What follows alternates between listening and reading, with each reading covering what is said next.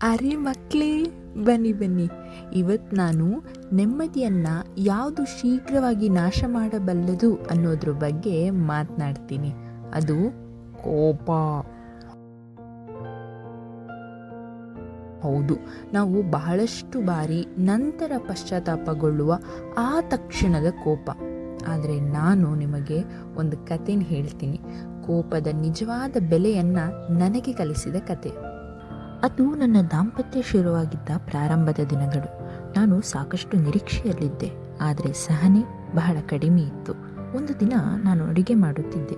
ನನ್ನ ಗಂಡ ತಮ್ಮ ಸ್ನೇಹಿತನಿಗಾಗಿ ವಿಶೇಷವಾದ ಅಡುಗೆ ತಯಾರಿಸಲು ಕೇಳಿದ್ರು. ನಾನು ಆಗಲೇ ಬಹಳ ಸುಸ್ತಾಗಿ ಹೋಗಿದ್ದೆ. ಅವರ ಬೇಡಿಕೆ ನನಗೆ ಹೆಚ್ಚುವರಿ ಹೊರೆ ಅನ್ನೋ ರೀತಿ ಅನ್ನಿಸ್ತು. ಸ್ವಲ್ಪವೂ ಯೋಚನೆ ಮಾಡದೆ ನಾನು ಅವರಿಗೆ, ನನ್ನ ಬಳಿ ಬೇರೆ ಕೆಲಸವೇ ಇಲ್ಲ ಅಂತ ಅಂದ್ಕೊಂಡಿದ್ದೀರಾ ಎಂದು ತಿರುಗಿ ಪ್ರಶ್ನೆ ಮಾಡಿದೆ. ನಾನಿನ್ನೂ ಅವರ ಕಣ್ಣಿನಲ್ಲಿ ಕಂಡ ನೋವನ್ನು ನೆನಪಿಸ್ಕೊಳ್ತೀನಿ. ಅವರು ಯಾವುದೇ ಮಾತುಗಳನ್ನಾಡಲಿಲ್ಲ, ಆದರೆ ಆ ಮೌನ ಯಾವ ವಾದಕ್ಕಿಂತ ಕಮ್ಮಿ ಇರಲಿಲ್ಲ. ಅತಿಥಿ ಬಂದರು. ನನ್ನ ಗಂಡ ಅವರನ್ನು ಹೃದಯಪೂರ್ವಕವಾಗಿ ಸ್ವಾಗತಿಸಿದ್ರು, ಆದರೆ ಅವರ ಉತ್ಸಾಹ ಕಡಿಮೆಯಾಗಿತ್ತು. ಆ ಸಂಜೆ ನಾನು ಒಂಟಿಯಾಗಿರುವಾಗ ಒಂದು ಮಹತ್ವದ ಸಂಗತಿಯನ್ನು ಅರಿತುಕೊಂಡೆ. ನನ್ನ ಕೋಪವು ಅವರಿಗೆ ನೋವು ನೀಡಿದ್ದಲ್ಲದೆ ನಮ್ಮ ಮನೆಯಲ್ಲಿನ ಶಾಂತಿಯನ್ನು ಕೂಡ ಹಾಳು ಮಾಡಿತು. ಆ ದಿನದಿಂದ ನಾನು ನನ್ನ ಕೋಪವನ್ನು ಹತೋಟಿಯಲ್ಲಿಡಲು ಪ್ರಾರಂಭಿಸಿದೆ. ಕೋಪವು ಬೆಂಕಿಯಂತೆ, ಎಲ್ಲವನ್ನು ನಾಶ ಮಾಡುತ್ತದೆ, ಅದನ್ನು ಹಿಡಿದವನನ್ನೂ ಸಹ. ಆದರೆ ಮಕ್ಕಳೇ, ಕೋಪವನ್ನು ನಿಯಂತ್ರಿಸುವುದು ಅದನ್ನು ಅಡಗಿಸುವ ವಿಷಯವಲ್ಲ, ಅದು ಒಂದು ಅರ್ಥ ಮಾಡಿಕೊಳ್ಳುವ ವಿಷಯ. ನೀವು ಯಾಕೆ ಕೋಪಗೊಂಡಿದ್ದೀರಿ? ಇದು ನಿಮ್ಮ ನೆಮ್ಮದಿ ಹಾಳು ಮಾಡಲು ಕಾರಣವಾಗಬಹುದೇ? ಇಷ್ಟು ವರ್ಷಗಳಲ್ಲಿ ನಾನು ಕಂಡಿದ್ದೀನಿ ಕೋಪವು ಸಂಬಂಧಗಳನ್ನು ಹೇಗೆ ಹಾನಿ ಮಾಡುತ್ತದೆ ಅಂತ. ಪೋಷಕರು ಮಕ್ಕಳ ಮೇಲೆ ಕೋಪಗೊಳ್ತಾರೆ ಮತ್ತು ಮಕ್ಕಳು ದೂರವಾಗ್ತಾರೆ. ಸ್ನೇಹಿತರು ಚಿಕ್ಕ ವಿಷಯಗಳಿಗೆ ಜಗಳ ಮಾಡ್ತಾರೆ ಮತ್ತು ವರ್ಷಗಳ ಸ್ನೇಹವನ್ನೇ ಕಳೆದುಕೊಳ್ತಾರೆ. ನಿಮ್ಮ ಕೆಲಸದ ಜಾಗದಲ್ಲೂ ಸಹ ನಿಮ್ಮ ಮುಂಗೋಪ ನಿಮ್ಮ ಮೇಲಿರುವ ಅಷ್ಟು ವರ್ಷದ ನಂಬಿಕೆಯನ್ನೇ ಹಾಳು ಮಾಡಬಹುದು. ಕೋಪವು ಒಂದು ಕಳ್ಳ. ಅದು ನಿಮ್ಮ ಶಾಂತಿ, ನಿಮ್ಮ ಸಂಬಂಧಗಳು ಮತ್ತು ನಿಮ್ಮ ಸಂತೋಷವನ್ನು ಕದ್ದೊಯ್ಯುತ್ತದೆ. ಆದರೆ ಮಕ್ಕಳೇ, ಇಲ್ಲಿ ಒಂದು ಸಂತೋಷದ ಸುದ್ದಿ ಇದೆ.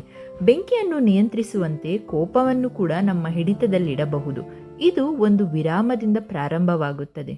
ನೀವು ಕೋಪದಿಂದ ಉರಿಯುತ್ತೀರಿ ಎಂಬುದನ್ನು ಭಾಸಿಸುತ್ತಿದ್ದರೆ ಒಂದು ಆಳವಾದ ಉಸಿರೆಳೆಯಿರಿ. 5ರವರೆಗೆ ಎಣಿಸಿ.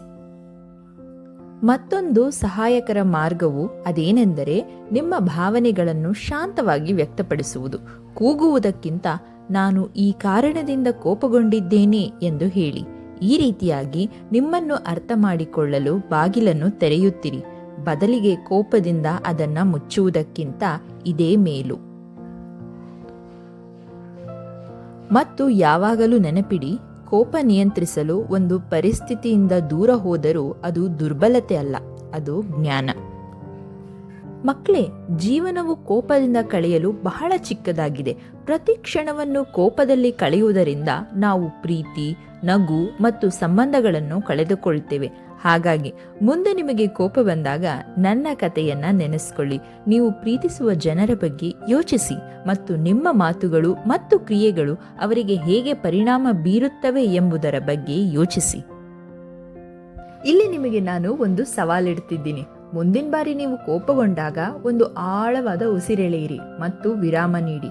ಕೋಪದೊಂದಿಗೆ ಪ್ರತಿಕ್ರಿಯಿಸುವ ಬದಲು ಸಹನೆಯೊಂದಿಗೆ ಪ್ರತಿಕ್ರಿಯಿಸಲು ಪ್ರಯತ್ನಿಸಿ. ಮತ್ತು ಈ ವಿಡಿಯೋ ನಿಮಗಿಷ್ಟ ಆಗಿದ್ರೆ ಈ ಪಾಠವನ್ನು ತಿಳಿಯುವ ಅಗತ್ಯ ಇರುವ ಯಾರಾದರೊಂದಿಗೆ ಹಂಚಿಕೊಳ್ಳಿ. ಈ ಅಜ್ಜಿಯಿಂದ ಮತ್ತಷ್ಟು ಜ್ಞಾನಕ್ಕಾಗಿ ಚಂದಾದಾರರಾಗಿ ಹೋಗಿ. ಆದರೆ ನೆನಪಿಡಿ, ನನ್ನ ಮನೆಯ ಬಾಗಿಲು ಮತ್ತು ನನ್ನ ಹೃದಯ ನಿಮಗಾಗಿ ಯಾವಾಗಲೂ ತೆರೆದಿದೆ. ನಾನು ಮುಂದಿನ ವಿಡಿಯೋದಲ್ಲಿ ನಿಮ್ಮನ್ನು ನೋಡ್ತೀನಿ.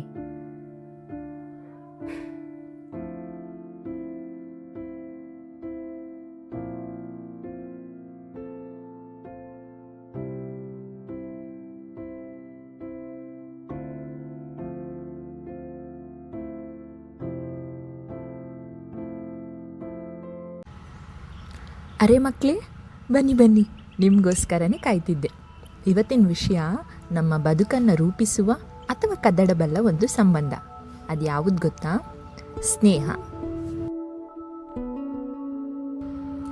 ಎಲ್ಲ ಸ್ನೇಹಗಳು ಒಂದೇ ರೀತಿ ಇರೋದಿಲ್ಲ ಅಲ್ವಾ? ಕೆಲವು ನಿಜವಾದವು, ಸ್ಥಿರ ಜ್ವಾಲೆಯಂತೆ. ಆದರೆ ಕೆಲವು ಸ್ನೇಹಗಳು ನೆರಳಿನಂತೆ, ಬೆಳಕಿದ್ದಾಗ ಮಾತ್ರ ಕಾಣ್ತದೆ. ಪಂಚತಂತ್ರದಿಂದ ಸಿಕ್ಕಿದ ಒಂದು ಕಥೆನ ನಾನು ನಿಮ್ಗೆ ಹೇಳ್ತೀನಿ.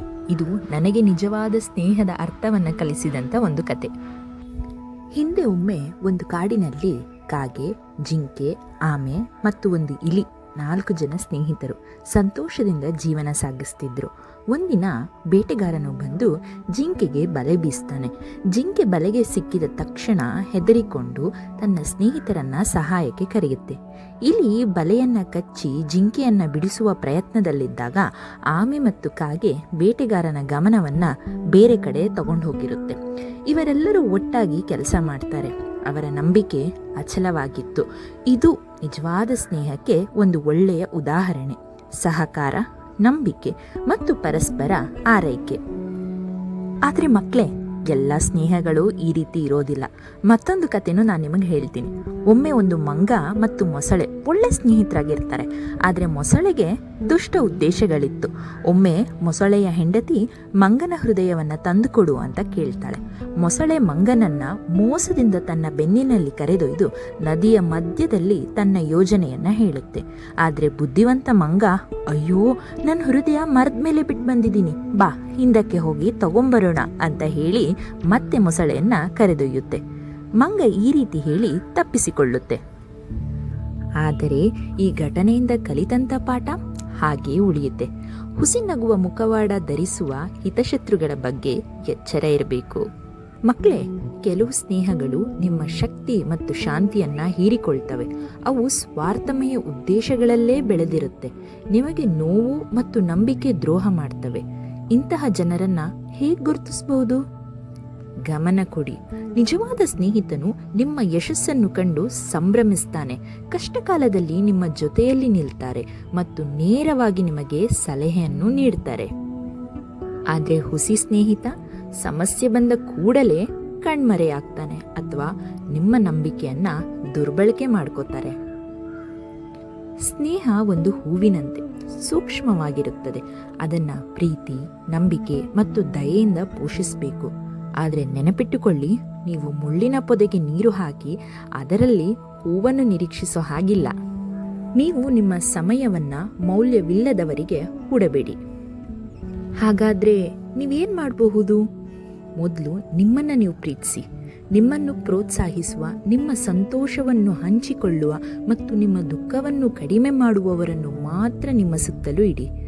ಎರಡನೆಯದಾಗಿ, ತಪ್ಪು ಮಾಡಿದವರ ಮೇಲೆ ಹಗೆತನ ಸಾಧಿಸಬೇಡಿ. ಅದು ನಿಮ್ಮ ವ್ಯಕ್ತಿತ್ವವನ್ನು ಮತ್ತಷ್ಟು ಕೇವಲ ಮಾಡಬಹುದು. ಬದಲಾಗಿ ಅನುಭವದಿಂದ ಕಲಿಯಿರಿ ಮತ್ತು ಮುಂದುವರಿಯಿರಿ. ಕೊನೆಗೆ, ನಿಮ್ಮನ್ನು ನೀವು ನಿಜವಾದ ಸ್ನೇಹಿತನಂತೆ ನೋಡಿ. ನೀವು ಒಳ್ಳೆಯದನ್ನು ಯೋಚಿಸಿದಷ್ಟು ನೀವು ಸರಿಯಾದ ರೀತಿಯ ಜನರನ್ನೇ ಆಕರ್ಷಿಸುತ್ತೀರಿ. ಮಕ್ಕಳೇ, ಹುಸಿ ಸ್ನೇಹಿತರಿಗೆ ನಿಮ್ಮ ಜೀವನವನ್ನ ವ್ಯರ್ಥ ಮಾಡೋದು ಬೇಡ. ನಿಜವಾಗಿ ನಿಮ್ಮನ್ನು ಆರೈಕೆ ಮಾಡುವವರನ್ನೇ ಪ್ರೀತಿಸಿ, ಉಳಿದವರನ್ನು ಬಿಡಿ. ಜಿಂಕೆ, ಕಾಗೆ, ಇಲಿ ಮತ್ತು ಆಮೆಯಂತೆ ನಿಜವಾದ ಸ್ನೇಹಿತರು ಎಂದೂ ನಿಮ್ಮ ಬೆನ್ನಿಗೆ ನಿಂತು ನಿಮ್ಮನ್ನ ಬೆಂಬಲಿಸ್ತಾರೆ. ಈಗ ನಿಮಗೆಲ್ಲ ಒಂದು ಸವಾಲಿದೆ. ನಿಮ್ಮ ಸ್ನೇಹವನ್ನು ಪ್ರತಿಬಿಂಬಿಸಿ. ನಿಮ್ಮ ನಿಜವಾದ ಸಹಚರರು ಯಾರು ಮತ್ತು ನಿಮ್ಮನ್ನು ತಡೆಹಿಡಿಯುವವರು ಯಾರು? ನಿಜವಾದ ಸ್ನೇಹದ ಮೌಲ್ಯದ ಬಗ್ಗೆ ಅರಿವು ಅಗತ್ಯ ಇರುವ ಯಾರಾದರೊಂದಿಗೆ ಈ ವಿಡಿಯೋವನ್ನು ಹಂಚಿಕೊಳ್ಳಿ. ಹೆಚ್ಚಿನ ಜೀವನ ಪಾಠಗಳಿಗಾಗಿ ಚಂದಾದಾರರಾಗಲು ಮತ್ತು ಮುಂದಿನ ವಿಡಿಯೋದಲ್ಲಿ ನನ್ನನ್ನು ಭೇಟಿಯಾಗಲು ಮರಿಬೇಡಿ. ನನ್ನ ಮನೆಯ ಬಾಗಿಲು ಮತ್ತು ನನ್ನ ಹೃದಯ ಯಾವಾಗಲೂ ನಿಮಗಾಗಿ ತೆರೆದಿರುತ್ತದೆ. ಮತ್ತೆ ಭೇಟಿಯಾಗುವ. ದೇವರ ಆಶೀರ್ವಾದ ಸದಾ ನಿಮ್ಗೆಲ್ಲರಿಗೂ ಇರಲಿ. ಬರ್ತೀನಿ ಮಕ್ಕಳೇ. ಬನ್ನಿ ಮಕ್ಕಳೇ, ಬನ್ನಿ. ನನಗೆ ಜೀವನದ ನೀತಿ ಪಾಠವೊಂದನ್ನು ಇವತ್ತು ನಿಮ್ಮ ಜೊತೆ ಹಂಚ್ಕೋಬೇಕು ಅಂತ ಆಸೆ. ಅದು ಸುಲಭವಾದ ಪಾಠ, ಆದರೆ ತುಂಬ ಶಕ್ತಿಯುತವಾದದ್ದು. ಅದೇನು ಗೊತ್ತಾ? ಒಪ್ಪಿಕೊಳ್ಳುವ ಕಲೆ.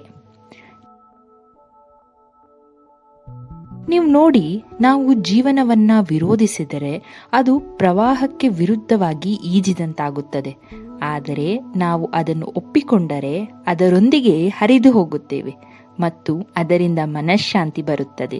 ಭಗವದ್ಗೀತೆಯು ಈ ಪಾಠವನ್ನು ಅದ್ಭುತವಾಗಿ ಕಲಿಸುತ್ತದೆ. ಕೃಷ್ಣನು ಅರ್ಜುನನಿಗೆ ಏನು ಹೇಳಿದನು ಅಂತ ನೆನಪಿದೆಯಾ? ಅದೇನಂದ್ರೆ, ಕರ್ಮಣ್ಯೇ ವಾಧಿಕಾರಸ್ತೆ ಮಾ ಫಲೇಷು ಕದಾಚನ. ನಿನ್ನ ಕರ್ತವ್ಯವನ್ನ ನೆರವೇರಿಸು, ಆದ್ರೆ ಫಲದ ಬಗ್ಗೆ ಆಸಕ್ತರಾಗಬೇಡ. ಈ ಸತ್ಯವನ್ನು ಒಪ್ಪಿಕೊಂಡಿದ್ದೇ ನನ್ನ ಜೀವನವನ್ನು ಸಂಪೂರ್ಣವಾಗಿ ಮಾರ್ಪಡಿಸಿದೆ. ಒಂದು ಕಥೆನ ಹಂಚ್ಕೊಳ್ತೀನಿ. ನಾನು ಚಿಕ್ಕ ಹುಡುಗಿಯಾಗಿದ್ದೆ. ಭಯಾನಕ ಬರ ಒಂದು ನಮ್ಮ ಊರಿಗೆ ಕಾಡಿತ್ತು. ನಮ್ಮ ಹೊಲಗಳು ಒಣಗಿದವು. ನನ್ನ ತಂದೆಯ ಮುಖದಲ್ಲಿ ಆತಂಕ ಇತ್ತು. ಪ್ರಾರಂಭದಲ್ಲಿ ನಾನು ನನ್ನ ಕುಟುಂಬವು ಚಿಂತಿಸುತ್ತಿರುವುದನ್ನು ನೋಡಿದ್ದೆ. ಆದರೆ ನಂತರ ನನ್ನ ಅಜ್ಜಿ ನಮಗೆ ಮಹತ್ವದ ಪಾಠವನ್ನೇ ಕಲಿಸಿದ್ರು. ಅವ್ರು ಹೇಳಿದ್ರು, ಮಳೆ ಬರಬಹುದು, ಬರ್ದೇನೂ ಇರಬಹುದು, ಆದರೆ ನಮ್ಮ ಹೃದಯ ಖಾಲಿಯಾಗಬಾರದು.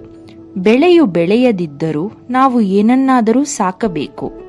ಆದುದರಿಂದ ನಾವು ಹೊಂದಿದ್ದ ಕಡಿಮೆ ನೀರಿನಲ್ಲೇ ಸಣ್ಣ ತರಕಾರಿ ತೋಟಗಳನ್ನು ಬೆಳೆಸಿದ್ವಿ. ಆ ಸಣ್ಣ ಗಿಡಗಳೇ ನಮಗೆ ಆಹಾರ ನೀಡಿದ್ವು ಮತ್ತು ಅದಕ್ಕಿಂತ ಮುಖ್ಯವಾಗಿ ಅವು ನಮಗೆ ಭರವಸೆ ನೀಡಿದ್ವು. ಇದು ಒಪ್ಪಿಕೊಳ್ಳುವ ಶಕ್ತಿ. ಅದು ಅರ್ಥವಿಲ್ಲದ ಶರಣಾಗತಿಯಲ್ಲ. ಅದೇ ನೀವೆಲ್ಲ ಹೇಳ್ತಿರಲ್ಲ, ಅಡ್ಜಸ್ಟ್ ಮಾಡಿಕೊಳ್ಳೋದು ಅಂತ.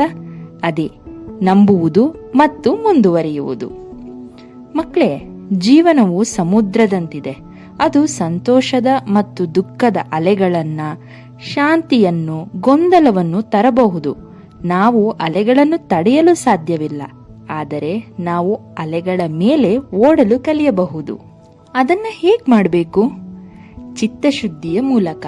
ಸರಳ ಕ್ಷಣಗಳನ್ನು, ಸಂತೋಷವನ್ನು ಹುಡುಕಿ. ನಾವು ಪರಿಪೂರ್ಣತೆಯನ್ನು ಹಿಂಬಾಲಿಸುವುದನ್ನು ನಿಲ್ಲಿಸಿದಾಗ ನಾವು ಜೀವನದ ಅಂದವನ್ನು ಕಾಣಬಲ್ಲೆವು. ನಾನು ನಿಮಗೆ ಹೇಳಬೇಕಾದದ್ದು, ಸಂಬಂಧಗಳಲ್ಲಿಯೂ ಕೂಡ ಒಪ್ಪಿಕೊಳ್ಳುವುದು ಮುಖ್ಯ.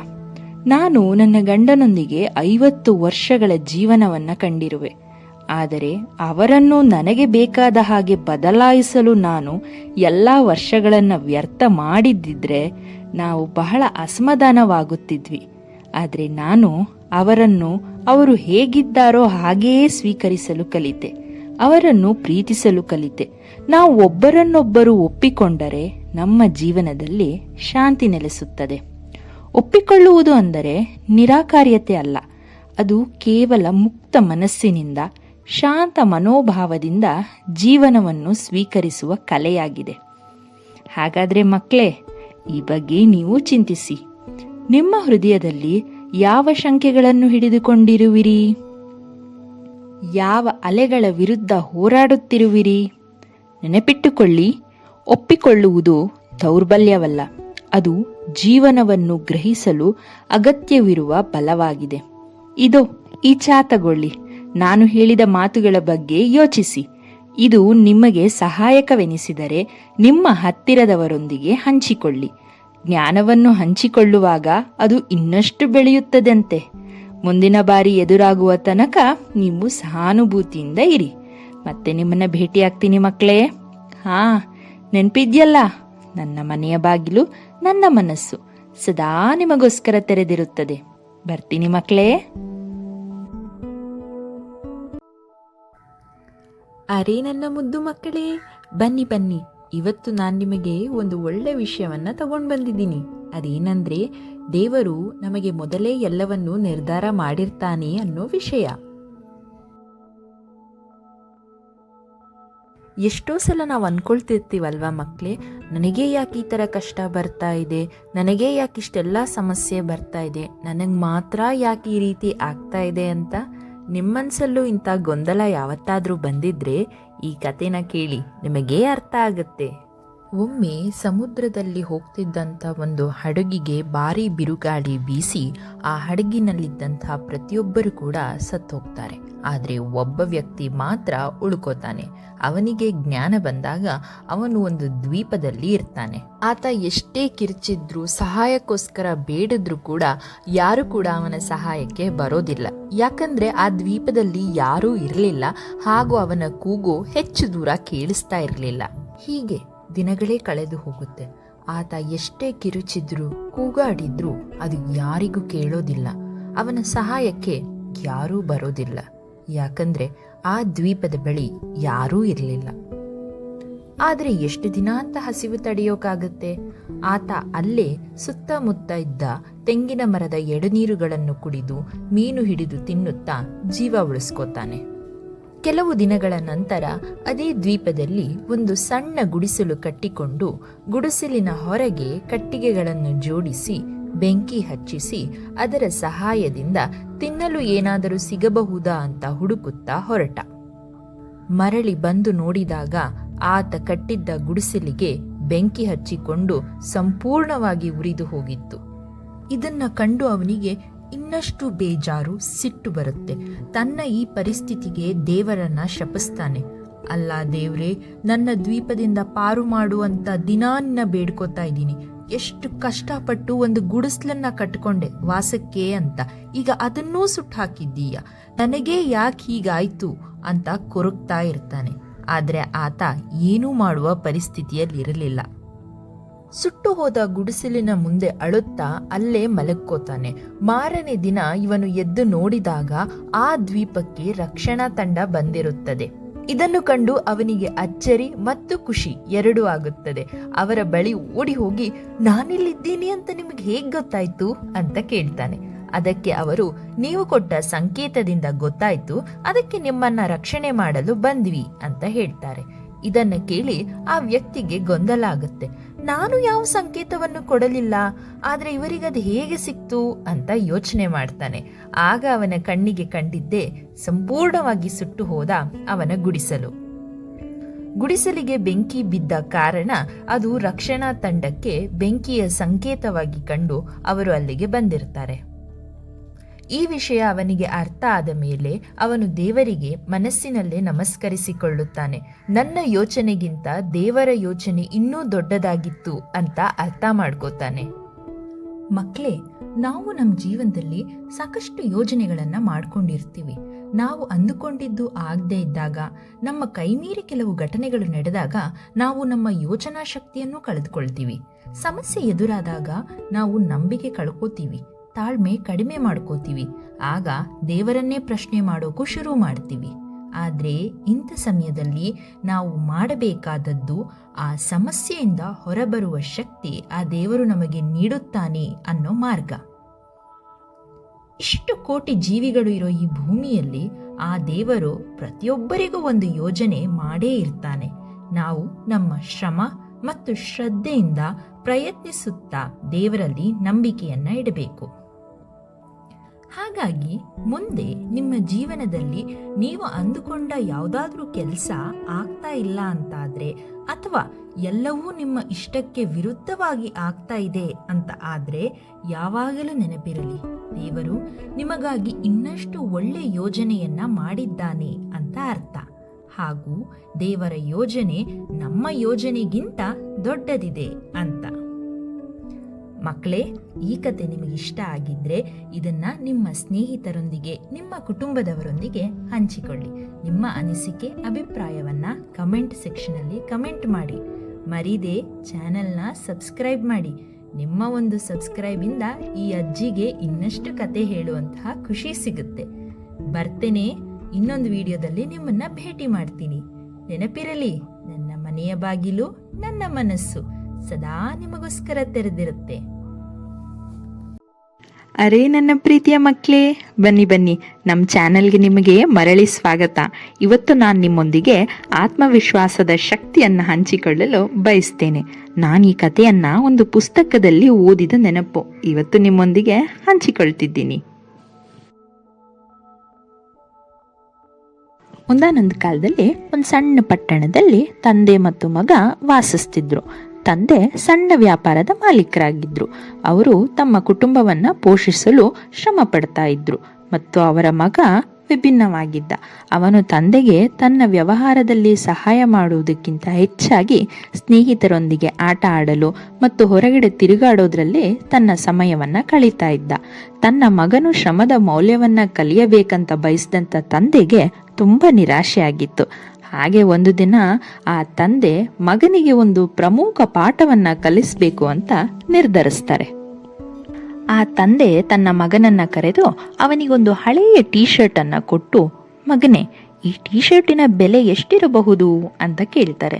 ಆ ಟೀ ಶರ್ಟನ್ನು ಕಂಡಂತ ಆ ಹುಡುಗ, ಅಪ್ಪ ಹೆಚ್ಚಂದ್ರೆ ಇದಕ್ಕೆ 50 ರೂಪಾಯಿ ಕೊಡಬಹುದಷ್ಟೇ ಅಂತ ಹೇಳ್ತಾನೆ. ಅದಕ್ಕೆ ತಂದೆ, ಹೌದಾ, ಹಾಗಾದ್ರೆ ನೀನೀಗ ಒಂದು ಕೆಲಸ ಮಾಡು, ಈ ಟೀ ಶರ್ಟನ್ನು ಮಾರುಕಟ್ಟೆಗೆ ತೆಗೆದುಕೊಂಡು ಹೋಗಿ ಇದನ್ನ 100 ರೂಪಾಯಿಗೆ ಮಾರಾಟ ಮಾಡ್ಕೊಂಡ್ ಬಾ ಅಂತ. ಮಗ ಇದನ್ನ ಕೇಳಿ ಗೊಂದಲಕ್ಕೊಳಗಾಗ್ತಾನೆ. ಏನು, ಈ ಟೀ ಶರ್ಟನ್ನು 100 ರೂಪಾಯಿಗೆ ಮಾರಕ್ಕಾಗುತ್ತಾ? ಇರ್ಲಿ, ಒಂದು ಪ್ರಯತ್ನವನ್ನೇ ಮಾಡ್ತೀನಿ ಅಂತ ಹೇಳಿ ಒಪ್ಕೊಂಡು ಟೀ ಶರ್ಟನ್ನು ತೆಗೆದುಕೊಂಡು ಮಾರಾಟ ಮಾಡೋಕೆ ಹೊರಡ್ತಾನೆ. ಆ ಹುಡುಗ ಆ ಟೀ ಶರ್ಟನ್ನು ತೆಗೆದುಕೊಂಡು ಮಾರುಕಟ್ಟೆಗೆ ಹೋಗಿ ಜನರೊಂದಿಗೆ ಗಂಟೆಗಟ್ಟಲೆ ಮಾತನಾಡಿ ಅವರಲ್ಲಿ ಒಬ್ಬರನ್ನು ಒಪ್ಪಿಸಿ ಅಂತಿಮವಾಗಿ ಆ ಟೀ ಶರ್ಟನ್ನು 100 ರೂಪಾಯಿಗೆ ಮಾರಾಟ ಮಾಡ್ತಾನೆ. ಬಹಳ ಉತ್ಸಾಹದಿಂದ ಅವನು ಮನೆಗೆ ಬಂದು ತಂದೆಗೆ ತನ್ನ ಹಣವನ್ನು ತೋರಿಸ್ತಾನೆ. 100 ರೂಪಾಯಿಯನ್ನು ನಾನು ಸಂಪಾದಿಸಿದ್ದೀನಿ ನೋಡಿ ಅಂತ ಬಹಳ ಹೆಮ್ಮೆಯಿಂದ ಹೇಳಿಕೊಳ್ತಾನೆ. ಅವನ ತಂದೆ ಮುಗುಳ್ನಕ್ಕು, ಒಳ್ಳೆಯ ಕೆಲಸ ಮಾಡಿದ್ದೀಯ ಮಗನೇ, ಹಾಗೆ ಈಗ ನಿನಗೆ ಇನ್ನೊಂದು ಸವಾಲಿದೆ ಅಂತ ಹೇಳಿ ಮತ್ತೊಂದು ಹಳೆಯ ಟೀ ಶರ್ಟನ್ನು ತೆಗೆದುಕೊಟ್ಟು, ಮಗನೇ ಈಗ ಈ ಟೀ ಶರ್ಟನ್ನು ನೀನು 500 ರೂಪಾಯಿಗೆ ಮಾರಾಟ ಮಾಡಿಕೊಂಡು ಬರಬೇಕು ಅಂತ ಹೇಳ್ತಾನೆ. ಇದನ್ನು ನೋಡಿ ಮಗನಿಗೆ ಆಶ್ಚರ್ಯ ಆಗುತ್ತೆ. ಹಳೆಯ ಟೀ ಶರ್ಟ್ಗೆ 500 ರೂಪಾಯಿ, ಅದು ಅಸಾಧ್ಯ ಅಂತ ಅನ್ನಿಸ್ತಿದೆ ಅಂತ ಹೇಳ್ತಾನೆ.